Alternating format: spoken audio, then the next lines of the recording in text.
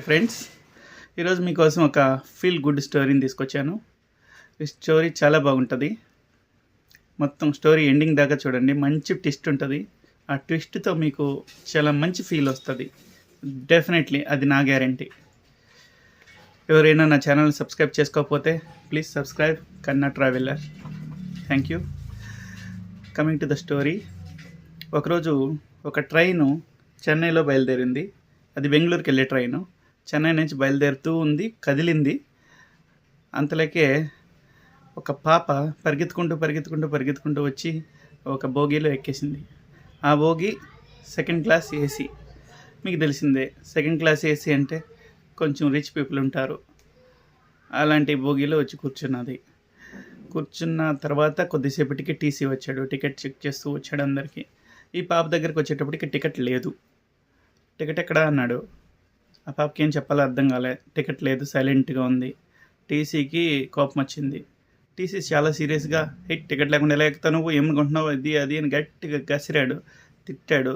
Next station ఎక్కడొస్తే అక్కడ దిగేయి, లేదంటే పోలీసులకు పట్టిస్తా అని చెప్పి గట్టిగా వార్నింగ్ ఇచ్చాడు. ఆ పాపకి ఏం చెప్పాలో తెలియక సైలెంట్గా ఉండింది. అంతలోకే అదంతా గమనిస్తున్న పక్కనే ఉండే ఒక లేడీ చూసింది. నెమ్మదిగా నడుచుకుంటూ టీచర్ దగ్గరికి వెళ్ళింది. ఏమైంది అన్నది. ఈ పాపకి టికెట్ లేదు మేడం అన్నారు. సరే, ఆ పాప ఎక్కడి దాకా వెళ్తుందో కనుక్కో, అక్కడ వరకు ఫైన్తో సహా టికెట్ నేను కడతాను, తీసుకెళ్ళి అమ్మాయికి టికెట్ ఇచ్చేయన్నది. లేదు మేడం, మీరు ఈరోజు ఈ పాపకి చేస్తే ఇలాంటి వాళ్ళు రేపు నలుగురు తయారవుతారు. ఓకే, ఇలా కూడా చేస్తారా అని చెప్పి మిమ్మల్ని ఇన్స్పిరేషన్గా తీసుకుంటారు మేడం. ప్రయాణికుల్లోనే ఎవరో ఒక టికెట్ ఇస్తారనేసి ఇది మాకు చాలా రిస్క్ అవుతుంది. ప్లీజ్ దయచేసి ఇలాంటివి చేయొద్దు. ఈ పాప నెక్స్ట్ స్టేషన్లో దిగేస్తుంది, పోయి జనరల్ టికెట్ తీసుకుంటుంది, జనరల్ బోగీలో ట్రావెల్ చేసుకుంటూ వస్తుంది అన్నాడు. ఆమెకి ఆ పాపను చూస్తే ఆ పాప దగ్గర డబ్బులు ఉన్నట్టు కానీ, ఆ పాప దగ్గర ఏమైనా లగేజ్ గట్టిగా ఉన్నట్టు కానీ ఏమీ అనిపించలేదు. అదంతా పర్వాలేదు, నేను టికెట్ ఇస్తున్నాను కదా, తీసుకో, ఆ పాప ఎక్కడికి వెళ్తుందో అక్కడి వరకు దింపేసేయండి, పర్వాలేదు అని చెప్పేసి ఆమెకి బెంగళూరు దాకా టికెట్ తీసి ఇచ్చేసింది. అంతలోకి ఆ పాపను దగ్గరే పిలిచింది.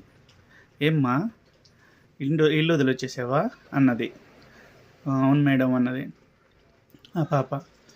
అప్పుడు ఏమైంది ఏంటి అనేది అడిగితే ఆ పాప తన స్టోరీ అంతా చెప్పింది. మేడం, నేను, మా నాన్న, మా అమ్మ చాలా హ్యాపీగా ఉండేవాళ్ళం. మాదొక చిన్న ఇల్లు, మేము చాలా ప్రశాంతంగా ఉన్నాం. కానీ అనుకోకుండా మా అమ్మ ఒక యాక్సిడెంట్లో చనిపోయింది. మా అమ్మ చనిపోయిన తర్వాత నాకు అమ్మ లేకపోతే ఎలా అనేసి మా నాన్న ఇంకో పెళ్లి చేసుకున్నాడు. మా నాన్న వేరే పెళ్లి చేసుకున్న తర్వాత కూడా మా పిన్ని నన్ను చాలా జాగ్రత్తగా చూసుకున్నది. కానీ అనుకోకుండా పోయిన నెలల్లోనే మా నాన్న కూడా యాక్సిడెంట్ అయ్యి మా నాన్న కూడా అకస్మాత్తుగా చనిపోయాడు. ఆ తర్వాత మా పిన్నికి నాకు అసలు పడట్లేదు. ఎందుకంటే నాకు పెట్టడానికి కానీ నన్ను చూసుకోవడానికి కానీ మా పిన్ని దగ్గర డబ్బులు లేవు. మా పిన్నికి నేను భారంగా తయారయ్యాను. అందువల్ల మా పిన్ని నా మీదకి చాలా కోపంగా సీరియస్ అవుతుంది. చిన్న చిన్న విషయాలకి కొడుతుంది, తిడుతుంది. మొదలష్టబదాన అందరూ చచ్చిపోయారని చెప్పి నన్ను బ్లేమ్ చేస్తూ ఉంది మేడం. నా వల్ల కాలేదు. అందుకోసం నేను ఇలాంటి జీవితం నాకు వద్దని చెప్పేసి వచ్చేసాను మేడం. ఈ ట్రైన్ ఎక్కడికి పోతుందో నాకు తెలియదు. ఎక్కడికి పోతే అక్కడ దిగేసి నేను ఏదో ఒకటి చేసి నా లైఫ్లో నేను సెటిల్ అవ్వాలనుకుంటున్నాను మేడం. కానీ ఏం చేస్తానో నాకే తెలియదు. నా ఫ్యూచర్ నా చేతిలో లేదు అని చెప్పి చెప్పింది. సరేనమ్మా, జాగ్రత్త అని చెప్పేసి ఆమె దగ్గర ఉండే తినుబండారాలు కొన్ని ఇచ్చి తినమని చెప్పి ఈమె పోయేసి ఆమె సీట్లో కూర్చొని ఆలోచిస్తూ ఉంది. ఈ పాప ఇంత చిన్న ఏజ్లోనే ఇంత పెద్ద మాటలు మాట్లాడుతుంది అనుకుంటూ ఆలోచించుకుంటూ ఉండేటప్పటికి వచ్చేసింది బెంగళూరు. ట్రైన్ బెంగళూరులో ఆగింది. బెంగళూరు రైల్వే స్టేషన్లో ఆమె దిగి నడుచుకుంటూ ఆమె కోసం వచ్చిన కారు దగ్గరికి వెళ్ళింది. ఆ కారులో ఎక్కే ముందు ఆ పాప గురించి ఆలోచించి ఒకసారి ఆ పాపని పోయి మళ్ళీ పలకరించింది. ఇప్పుడు ఎక్కడికి వెళ్తావమ్మా నువ్వు అన్నది. తెలియదు మేడం అన్నారు. సరే రా నాతో పాటు అని చేయబెట్టుకొని లాక్కొని పోయి కారులో ఎక్కించింది. కారులో ఎక్కించిన తర్వాత ఒక ఫోన్ చేసింది. నేను ఒక పాపను పంపిస్తాను, ఈ పాపకి మీ అనాథాశ్రమంలో అడ్మిషన్ ఇవ్వండి అని చెప్తారు. మేడం, మీరు చెప్తే ఏమమ్మా, ఇస్తాం మేడం, పంపించండి అర్జెంటుగా అంటే ఆమె వెళ్ళి డైరెక్ట్గా ఆ పాపని అనాథాశ్రమంలో జాయిన్ చేయించి ఈ పాపకి నేను కేర్ టేకర్, ఏ ప్రాబ్లం వచ్చినా నాకే కాల్ చేయండి, ఏ అవసరం వచ్చినా మా మేనేజర్తో మాట్లాడండి, మీకు అన్ని అవసరాలు ఆయన క్లియర్ చేస్తాడు అని చెప్పేసి ఆమె దారిని ఆమె వెళ్ళిపోయింది. ఆ పాపని అక్కడ వదిలేసి వెళ్ళిపోయింది. అక్కడి నుంచి ఆ పాపకి ఒక కొత్త ప్రపంచం అలవాటైంది. ఆ కొత్త ప్రపంచంలో ఆ పాప మహారాణిలాగా ఫీల్ అవుతుంది. నాకు ఇలాంటి లైఫ్ ఉంటుందా అని నేను అనుకోలేదు, కానీ నాకు ఆ దేవుడు ఇలాంటి లైఫ్ ఇచ్చాడు. ఈ లైఫ్ని ఎలా అయినా సరే నేను సక్సెస్ఫుల్గా ఎండ్ చేయాలి అని చెప్పేసి ఆ పాప పట్టుదలతో ప్రయత్నాలు స్టార్ట్ చేసింది. ప్రయత్నాలు ఎక్కడి నుంచి స్టార్ట్ అవుతాయి చిన్నపిల్లలకి? వాళ్ళ చదువులో నుంచే. Class first, 10th class, SSC school first, PUC school college first, degree university topper, PG gold medalist, ఇలాగ పాప అంచెలంచెలుగా ఎదుగుతూ పోతూ ఉంది. అప్పుడు ఒక కంపెనీలో జాబ్ వచ్చింది. ఆ అమ్మాయి టాలెంట్కి వితిన్ షార్ట్ టైంలోనే అమ్మాయికి యూఎస్కి ఆన్సైట్ ఆఫర్ వచ్చింది.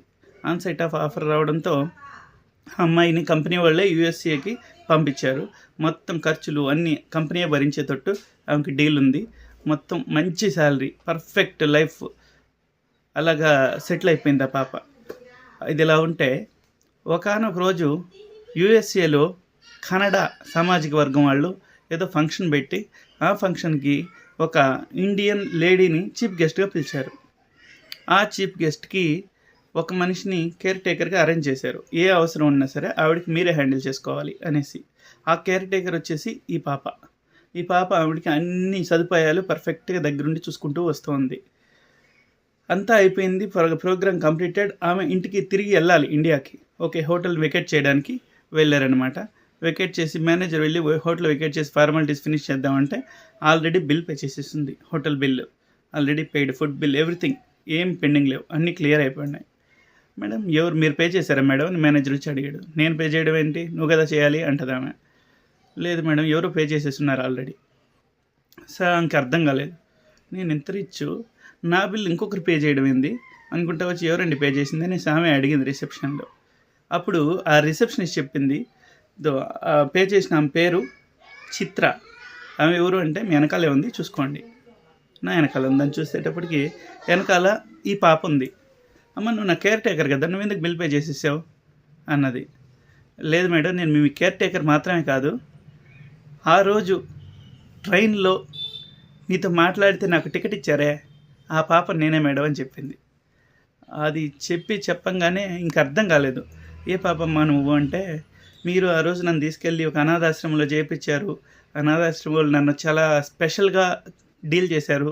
ఎందుకంటే ఆ మేడం చెప్పారు, ఈ మేడం చెప్పారని నాకు ఇచ్చిన రెస్పెక్ట్, నాకు ఇచ్చిన హాస్పిటాలిటీ అసలు ఎవరికి ఇవ్వలేదు మేడం.